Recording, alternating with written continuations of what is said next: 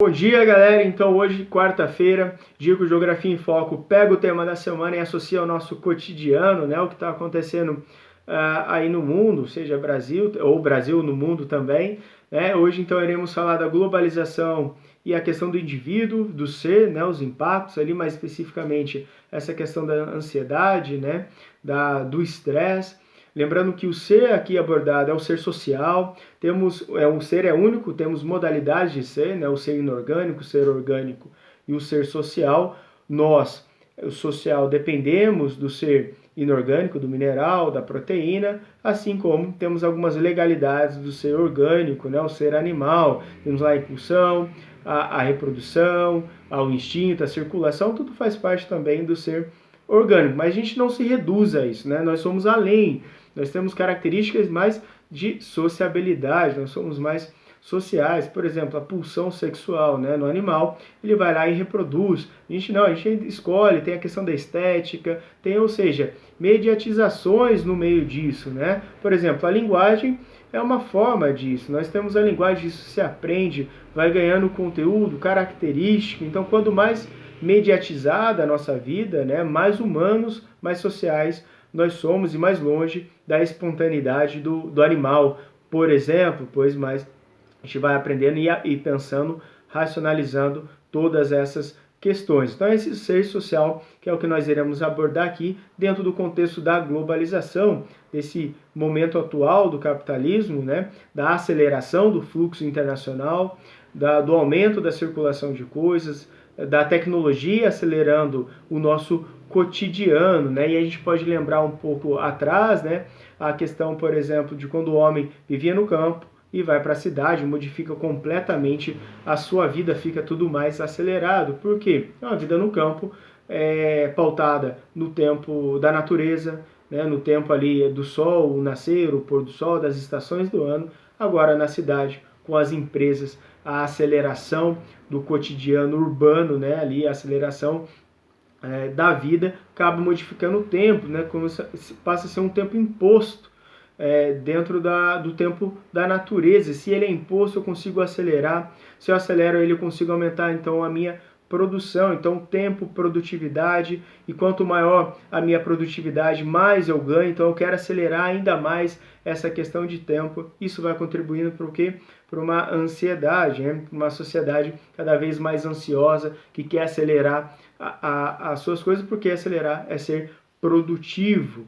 Então, existem aquelas pessoas, por exemplo, na quarentena, que tem uma enorme dificuldade de ficar em paz, de ficar tranquila, ela precisa sempre estar produzindo, sempre acelerando. Também pode ser uma característica de ansiedade, né? Pode ser, aí basta cada um procurar o profissional, mas faz parte dessa aceleração da nossa vida cotidiana, né? Porque o mundo cada vez mais global, ele também se torna cada vez mais competitivo, visto que ampliou agora a gama de pessoas, né, dentro de um mundo buscando determinadas coisas. Apesar do mundo parecer que diminuiu, né, uma das definições de globalização, ele aumentou a área ali de influência. Então, agora eu tenho uma hipercompetitividade. Então, além da questão da aceleração da nossa vida, eu tenho também hipercompetitividade, eu tenho uma competição por emprego, uma competição por salários, mas não bastasse isso, são subempregos, são subsalários cada vez mais precários, né, gerando ainda mais a questão de ansiedade. E a gente sempre tem que estar, então, qualificado para essas questões, produtivo. Se não for produtivo, você não vale nada, né, não faz parte da sociedade atual, você está fora dela, então acaba tendo essa característica. Só pegar aí, a gente tem os fast food, né, tudo muito mais acelerado, consumir esse objeto e descartá-lo. Só que qual é o problema? A gente acaba levando isso para a nossa vida, né, para nossas relações sociais. Então, tem aquele indivíduo que não para, quer fazer tudo muito rápido, muito acelerado, fruto, né, desse momento. Tem aquele indivíduo que fica só produzindo algo durante o dia para fugir da realidade que tem nas suas relações sociais, ou aquele que cria fantasia, fugindo ainda mais do presente. Então, ficam presos no passado, fugindo do presente, ficam presos no futuro, fugindo desse presente que é estranho a nós, que é alheio, porque não faz parte do nosso ser, né? Enquanto ser social, quanto a sociabilidade, ela acaba sendo degradada frente a essas questões. Então, cria-se uma tecnologia, diminui o tempo de produção, mas a gente nunca tem tempo para nada. Né? A gente está sempre se ocupando de algo, contribuindo então ainda mais para essas questões. Tem a passagem no filme O Grande Ditador, né, do Charlie Chaplin, eu acho que é O Grande Ditador, do qual ele está imitando o Hitler, e ele fala, né, criamos a era da velocidade, mas nos sentimos enclausurados nela. Ou uma frase do Guy Debord, na Sociedade do Espetáculo, um livro muito bom, ele fala que o tempo é tudo, o homem não é nada. No máximo, o homem é a carcaça do tempo. Então, isso passa, isso é história. Né? Apesar das pessoas, algumas tentarem descartar a história, a gente só está num momento histórico, a carcaça ali pequena desse tempo, mas o que vale é a longitude, né, desse tempo, dessa relação. A gente tenta acelerar algumas coisas, nós tentamos, eu digo, enquanto sociedade, enquanto sistema, né, e a gente está no meio disso, o indivíduo está no meio disso e acaba levando para sua, então, intimidade, gerando essa ansiedade, esse estresse frente a uma hipercompetitividade, baixos salários, né, subsalário, então você tem ansiedade, depressão, você tem a questão do pânico, o desejo, né, até o nosso desejo é moldado, hoje qual é o desejo válido? Aquele desejo que é rápido, que é significativo, que é acelerado, né, eu não posso ter um desejo pouco, baixo, ele tem que ser alto, ele tem que ser conforme a expectativa que foi criado, se não for, eu me frustro, né, então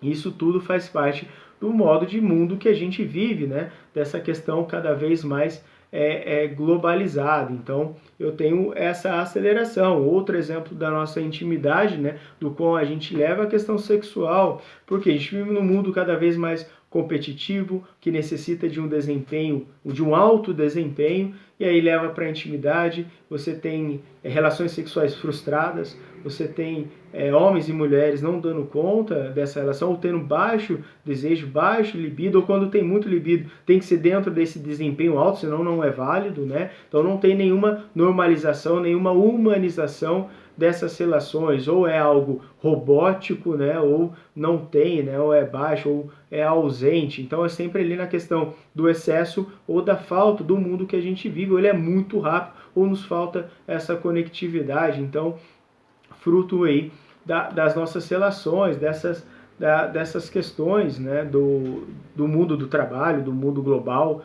que a gente vive. Então, nos falta aí um pouco mais de afeto das relações, né, cada vez mais distante entre pessoas, e quanto mais distante dessa sociabilidade, mais distante nós estamos de nós mesmos, mais distante nós somos daquilo que nós chamamos de humano, e mais sofrendo nós estamos, né? Mais sofrido se torna a vida. E aí entra um outro problema, porque o sofrimento também virou produtividade. Dentro desse mundo, desse novo mundo globalizado, acelerado, cria-se um novo sujeito, um neo-sujeito, como diz o Christian Dunker, né? Um psicanalista. E a Maria Rita Kell também vai falar disso, essa parte, inclusive, foi muito pautada nela e nele. Nesse novo sujeito, desse novo mundo, né? Esse novo sujeito agora, ele não repensa mais a instituição, a sociedade como a gente vive. Ele tem que administrar o sofrimento dele, administra aí e foca na sua produção. Então, aconteceu um problema, seja produtivo, foca na sua produção, foca nos seus desejos, nos seus ideais e siga em frente, ou seja, não sofra, não chore, não fique mal, siga em frente. É óbvio que a gente tem que seguir em frente, a vida continua, mas o sofrer, o chorar faz parte da nossa vida, né? Faz parte do nosso dia a dia, né? Então, quando a gente tenta minimizar algumas coisas disso, isso tem impacto lá na frente, porque a gente internaliza isso e acaba gerando algumas patologias dos quais a gente não espera. Mas então esse neo-sujeito, ele tem que administrar o seu sofrimento, igual uma empresa. Então o pensamento, inclusive, né, do neoliberalismo, da globalização, é da individualização cada vez mais, seja ela econômica, seja ela também do seu sofrimento. Então agora a gente acaba nos gerindo enquanto empresa, somos empreendedores também da nossa vida, né? Então passa a ser pensado dessa forma. Então a nossa imagem passa a valer mais do que aquilo que nós somos. Tanto é que as redes sociais vai demonstrar claramente isso. O mundo da rede social, da internet, que contribuiu para a globalização, ela vai também nos impactar significativamente, porque administrar uma imagem, né, a questão da aparência, essa questão da sociedade do espetáculo, como é falado no Guy Debord, no livro dele, assim como no livro do Bauman, né, Cegueira Moral, ele vai falar do sou visto, logo existo, como uma analogia a essa questão da rede social. Então a gente passa a administrar a nossa vida como empresa, né, o nosso sofrimento, tudo aquilo que está no nosso entorno, no nosso dia a dia, e aí a aparência acaba sendo fundamental disso, muito mais importante do que aquilo que vai definir a gente quanto pessoa, né? Então os conflitos internos parece que não existem, as intimidades deixam de existir, e passa a valer somente a aparência. E quando vem os conflitos, quando vem a questão da intimidade, as pessoas não sabem lidar, acaba contribuindo até para problemas de sofrimento, de ansiedade, de depressão, pois não sabe lidar com esse tipo de coisa, vive da questão da imagem, né? As redes sociais mostram muito isso, e faz parte do momento atual econômico, político do mundo também, visto que o período passado, né, você tinha o investimento no setor produtivo, né, o setor industrial produzindo de fato matéria, produtos. Hoje, com a financiarização, você vê empresas, por exemplo, dos quais em termos de produção não produzem praticamente nada, até sua operação dá prejuízo, mas o seu valor em bolsa de valores é bem alto, né? As chamadas startups, os unicórnios, dos quais essa operacionalidade é baixa, mas o valor é alto na bolsa, sua aparência, né? A especulação é muito maior. E aí o indivíduo também, a sociedade acaba absorvendo essas características, acaba levando para elas, então a imagem valer mais que a materialidade da pessoa, né? O desejo acaba sendo algo muito mais romantizado, muito mais imaginado do que o real. E aí, quando lidar com o real, se frustra, e aí quando se frustra, não sabe lidar com essa frustração, pois sempre evitou o conflito, sempre evitou a questão da intimidade, né? Então acaba tendo essa característica, acaba tendo então essas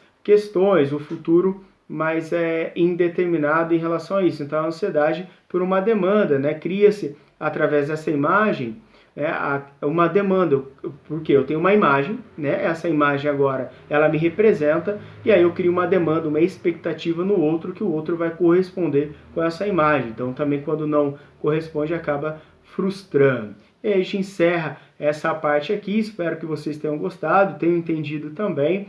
É apenas aí um bate-bola bem rápido para falar das relações sociais, da questão da ansiedade com a globalização. E aí eu deixo uma pergunta, se vocês são conscientes da sua vida, né, ou faz tudo automático, vocês têm ciência daquilo que vocês fazem, beleza? Então fica aí essa reflexão e até mais, até na próxima aula.